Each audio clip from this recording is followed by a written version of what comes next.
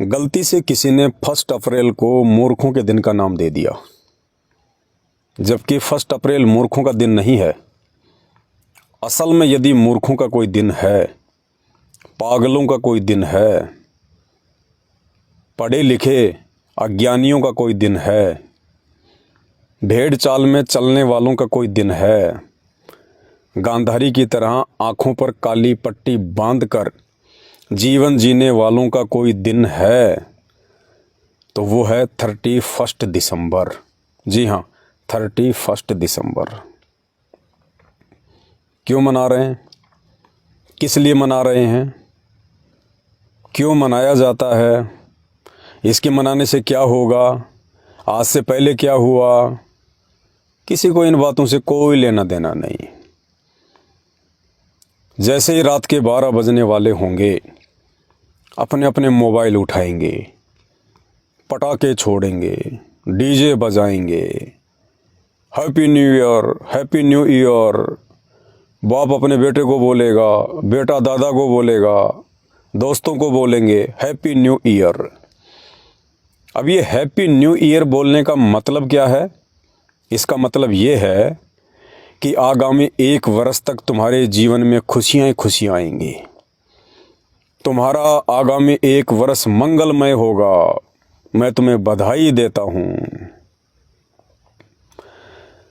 ये happy new year बोलने वाले क्या इस बात की लिखित में गारंटी दे सकते हैं कि जिस व्यक्ति को वो हैप्पी न्यू ईयर बोल रहे हैं, आगामी 1 वर्ष में उस व्यक्ति के साथ में कोई सड़क दुर्घटना नहीं होगी, या उस व्यक्ति की डेथ नहीं होगी, या उस व्यक्ति का एक्सीडेंट नहीं होगा, या उस व्यक्ति को कोई रोग नहीं होगा, या उस व्यक्ति के ऊपर कोई संकट नहीं आएगा? क्या वो इस बात की गारंटी दे सकता है? नहीं। उसे खुद के आगामी 1 वर्ष का नहीं पता कि तेरे साथ में क्या हो जाएगा।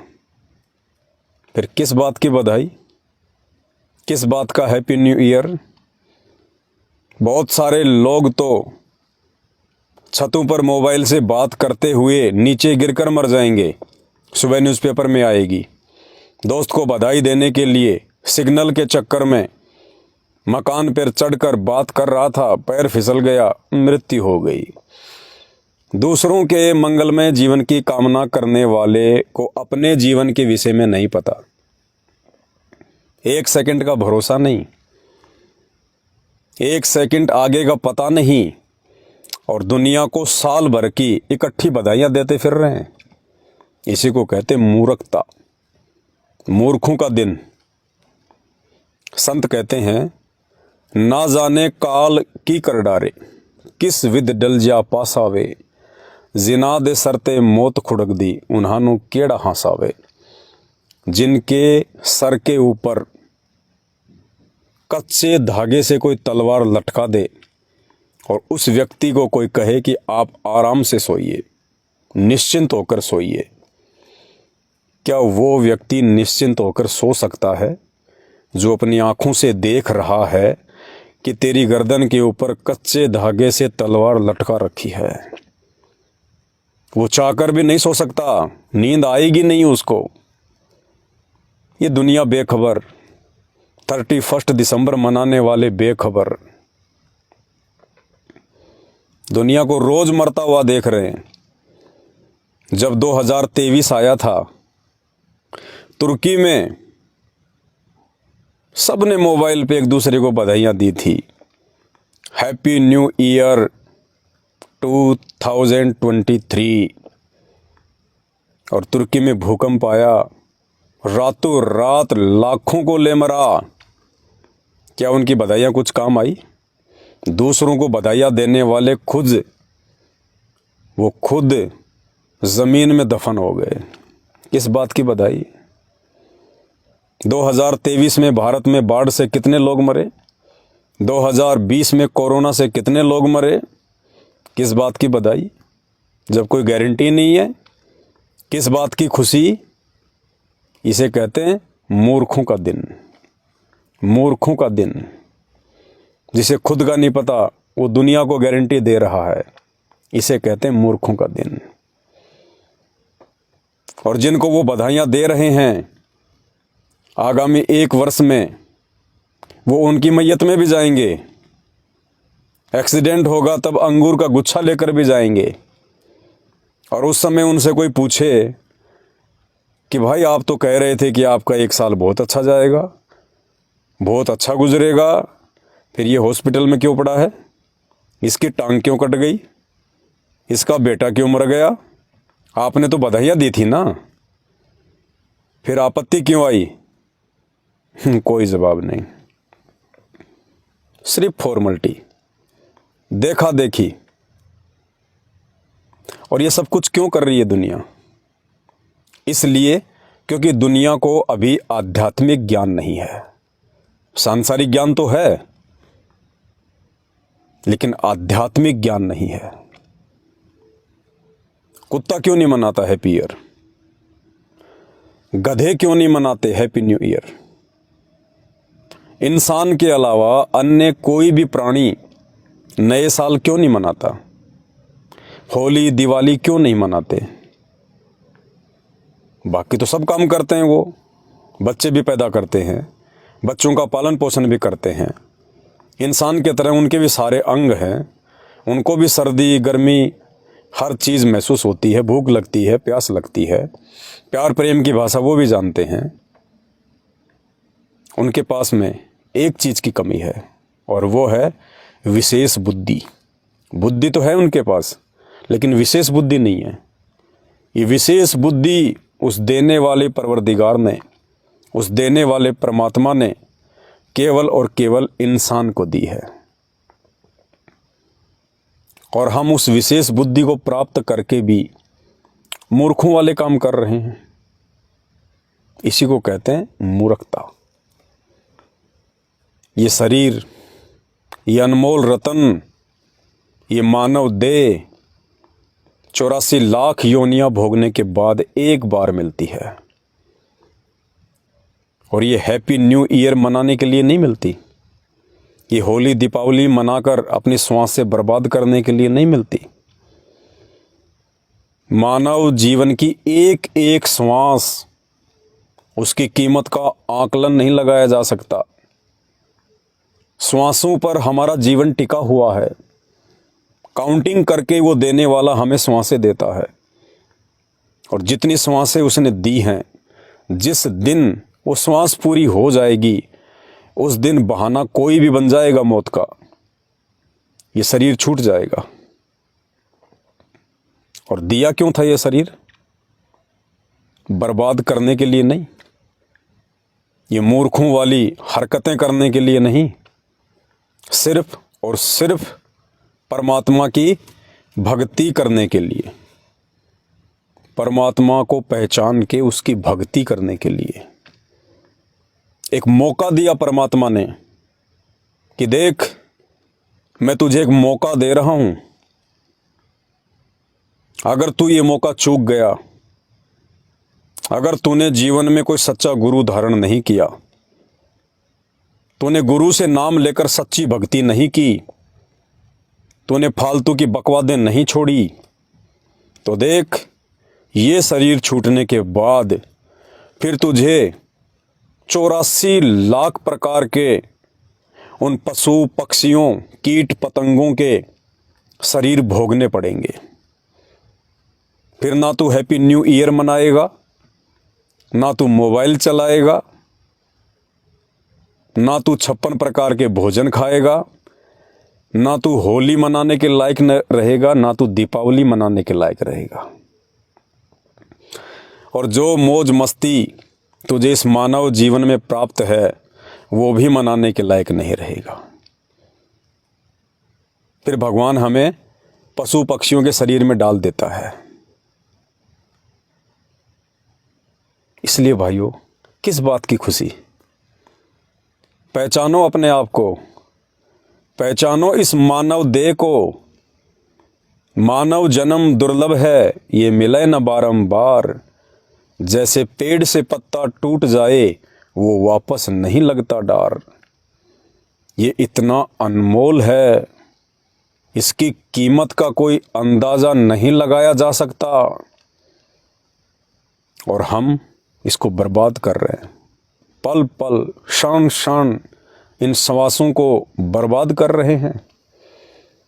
सर के ऊपर तलवार लटक रही है और हैप्पी न्यू ईयर मना रहे हैं। सुबह का पता नहीं कि मेरे साथ में क्या हो जाएगा, मेरे परिवार के साथ में क्या हो जाएगा, रोड पर चलते चलते मेरे साथ क्या हो जाएगा। एक क्षण का भरोसा नहीं और डीजे पर नाच रहे हैं। 31 दिसंबर, हैप्पी न्यू ईयर। आदरणीय संत गरीबदास जी ने कहा है कि ये संसार समझदा नहीं और कहंदा श्याम दोपहरे नू, गरीबदास ये वक्त जात है रोगे इस पहरे नू। बाद में पछताओगे जब ये शरीर हाथ से निकल जाएगा। और ये मिट्टी का शरीर किसी भी क्षण तुम्हारे हाथ से निकल सकता है। वो परमात्मा ने कोई काउंटर नहीं लगा रखा हमारे माथे पर कि आपकी कितनी श्वासें बाकी हैं, लेकिन जितनी उसने दी है उतना ही चलेगा। कहते ना, जितनी चाबी भरी राम ने उतना चले खिलौना। भाइयों, ये मूर्खता छोड़ो और इस खिलौने में उस राम ने जो चाबी भर रखी है, वो चाबी खत्म होने से पहले पहले सच्चे संत की तलाश कर लो, सच्चा गुरु धारण कर लो। ये भक्ति करने के लिए परमात्मा ने मानव शरीर दिया है। अगर इसको बकवाद करके बर्बाद करोगे, अगला जन्म पशु का, पक्षियों का, कीड़े का। अब कीड़ा लैट्रिन में भी पैदा हो सकता है, कीड़ा गंदी नाली में भी पैदा हो सकता है। ये शरीर मिलेंगे फिर पछताओगे। ये दिन याद करने के लायक भी नहीं रहोगे। उन पशु योनियों में फिर तुम्हें कोई नहीं बताएगा, कोई नहीं समझाएगा। और अगर कोई कान पकड़ के समझाएगा कि बेटा भक्ति कर, तो उस पशु योनि में वो बातें समझने के लायक तुम्हारे पास में बुद्धि नहीं रहेगी। इसलिए आज समय है, थोड़ा सा विचार करो,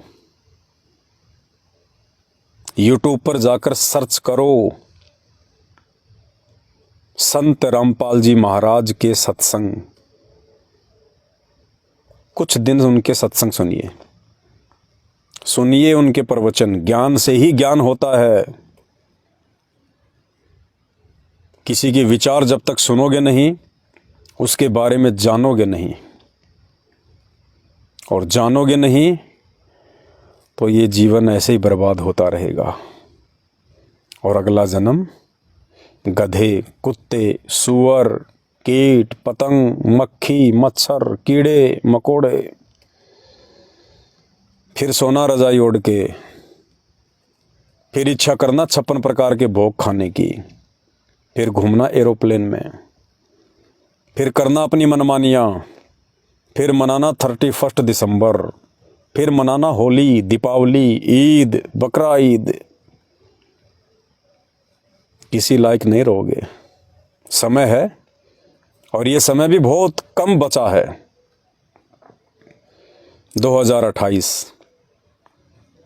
2024 से 2028 महाविनाशकारी समय। कब किसके साथ क्या घटना घटित हो जाए, मानव जाति पर कब कौन से समय कौन सी भयानक आपत्ति आ जाए, कुछ भरोसा नहीं। अभी तो फुदक रहे हैं कि रात के 12 बजने वाले हैं, रात के 12 बजने वाले हैं। पटाखे फोड़ेंगे, रॉकेट चलाएंगे, डीजे बजाएंगे, डांस करेंगे, दारू की बोतलें भी आ गई, बकरे भी कट के आ गए, यार दोस्त भी आ गए, 31 दिसंबर मनाएंगे। और रात के 12 बजने से 1 घंटा पहले फ़ोन आ जाए कि भाई आपका बेटा छत से पैर फिसलने से नीचे गिरकर मर गया। वो व्यक्ति जो पूरी तैयारी करके बैठा था 31 दिसंबर मनाने की, ज़रा मना के दिखाए। जिसका इकलौता बेटा रात के 12 बजे से 1 घंटा पहले मर चुका हो, वो व्यक्ति मुझे 31 दिसंबर मना के दिखाए। फिर किस बात की खुशी? ना तुम्हारी गारंटी, ना तुम्हारे परिवार की गारंटी, ना तुम्हारे यार दोस्तों की गारंटी, फिर किस बात की खुशी? इसी को कहते मूर्खता, ज्ञान नहीं। और ये ज्ञान उस समय तक नहीं होगा जब तक तुम संत रामपाल जी के सत्संग नहीं सुनोगे। जिंदगी में नहीं हो सकता। और आने वाले 3 साल इस मानव जाति के लिए दर्द भरे साल, दर्द भरे। शुरुआत 2024, आगे क्या होगा? समय है। गालियां चाहे कितनी निकाल लेना, कमेंट्स में कितना ही गंदा बोल लेना, कोई फर्क नहीं पड़ेगा। लेकिन उस समय आप लोगों को जरूर फर्क पड़ेगा जब ये आपत्तियां आपके और आपके परिवार के ऊपर कहर बनकर टूटेंगी। उस समय तुम्हें पता चलेगा कि भक्ति क्या चीज होती है। उस समय पता चलेगा कि भगवान कौन है। जिनकी आप भक्ति कर रहे होंगे ना, वो नहीं आएंगे सामने। वो कोरोना में सामने नहीं आए। आने वाला समय तो कोरोना का बाप है, कहाँ आएंगे? वो 33 कोटि देवी देवता कोरोना के समय कहाँ छुप गए?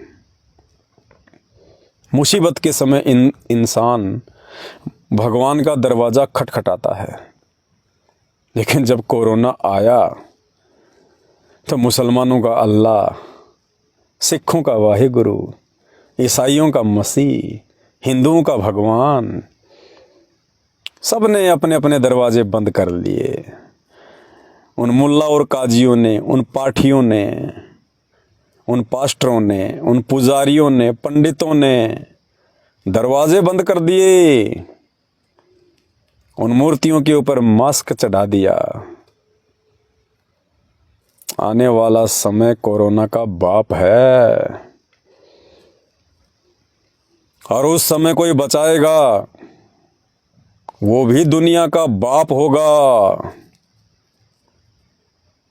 और वो दुनिया का बाप आज धरती पर आया हुआ है।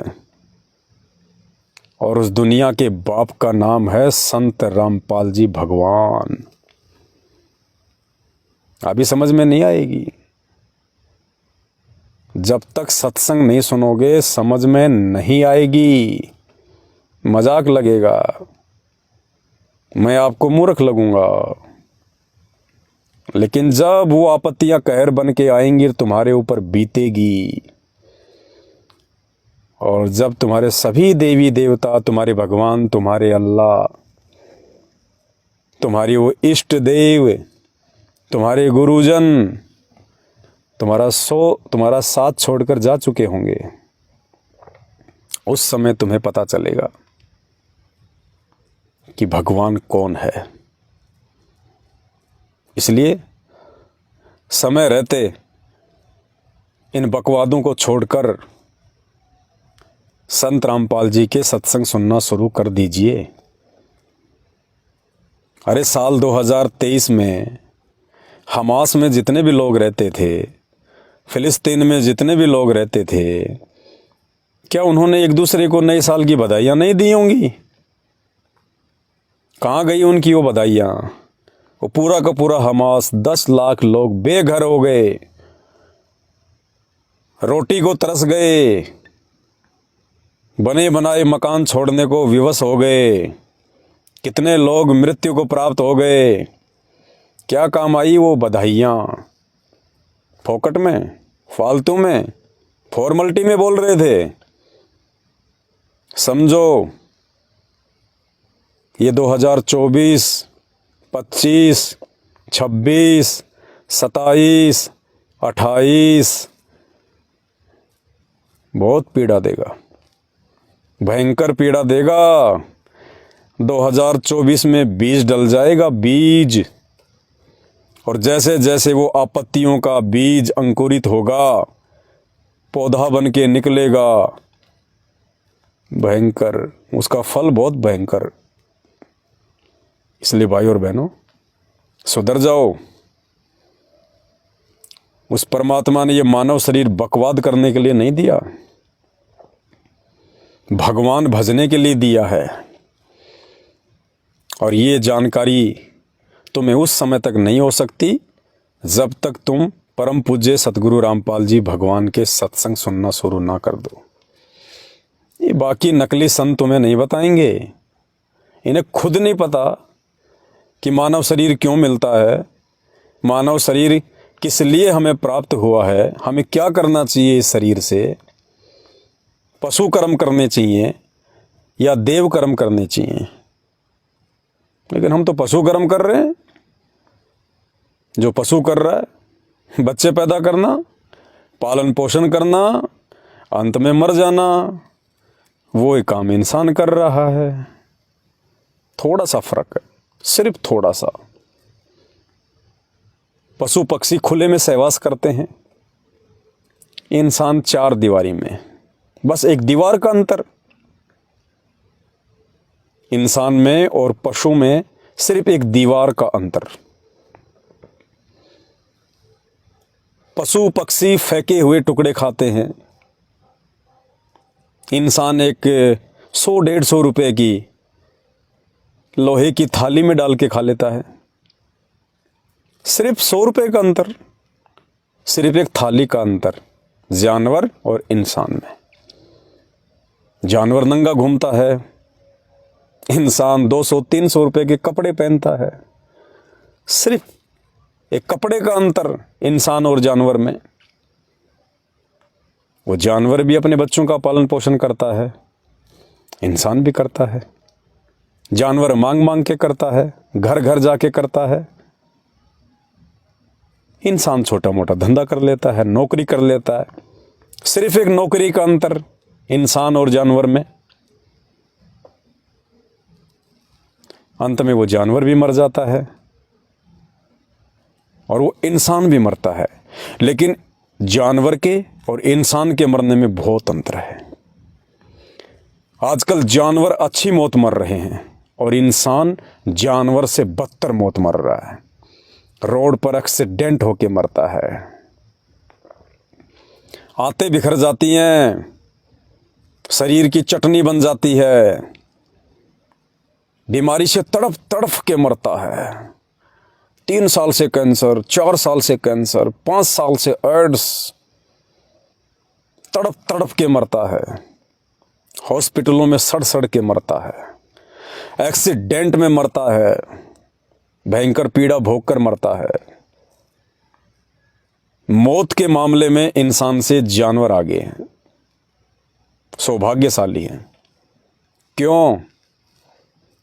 क्योंकि मानव जन्म प्राप्त करके और भगवान से आपने जो प्रॉमिस किया था, रो रहे थे कि भगवान एक बार मुझे मनुष्य शरीर दे दो, मैं भक्ति करूंगा और कुछ नहीं करूंगा, मुझे सब पता चल गया। और जैसे ही मनुष्य शरीर प्राप्त हुआ, फिर बकवाद शुरू। दारू के ठेके, मुर्गे की टांग, चोरी जारी, भ्रष्टाचारी, दादागिरी, सीना जोरी, काला बाजारी, रिश्वतखोरी, गुंडागर्दी। अगला जन्म कुत्ते का, अगला जन्म गधे का, अगला जन्म सूअर का। फिर करना दादागिरी, फिर करना भ्रष्टाचारी, फिर लेना रिश्वत किसी से, फिर करना गुंडागिर्दी। समझ जाओ, सुधर जाओ भाइयों, समझ जाओ, सुधर जाओ। इन बातों को सीरियस होके परम पूज्य सतगुरु रामपाल जी भगवान के सत्संग सुनना शुरू कर दो। धरती पे कोई बचाने वाला नहीं है दूसरा। जिस कल्कि को तुम भविष्य मालिका में खोज रहे हो, जिस कल्कि को तुम नास्त्रदमस की भविष्यवाणी में खोज रहे हो, जिस कल्कि को तुम बाबा वेंगा की भविष्यवाणियों में खोज रहे हो, वो कल्कि है संत रामपाल जी। भगवान आएगा, सर पर सींग लगाकर नहीं आएगा, नाश से पहले आया। भगवान को उसके विचारों से पहचानना पड़ेगा, सत्संग से पहचानना पड़ेगा। और ये पहचान केवल इस मानव शरीर में हो सकती है। कुत्ते को सत्संग सुनाओगे समझ में नहीं आएगा, गधे को प्रवचन सुनाओगे समझ में नहीं आएगा। ये स्पेशल बॉडी, स्पेशल शरीर परमात्मा ने इतनी भयंकर रचना केवल इस मानव शरीर की है। ये केवल परमात्मा प्राप्ति के लिए मिला है।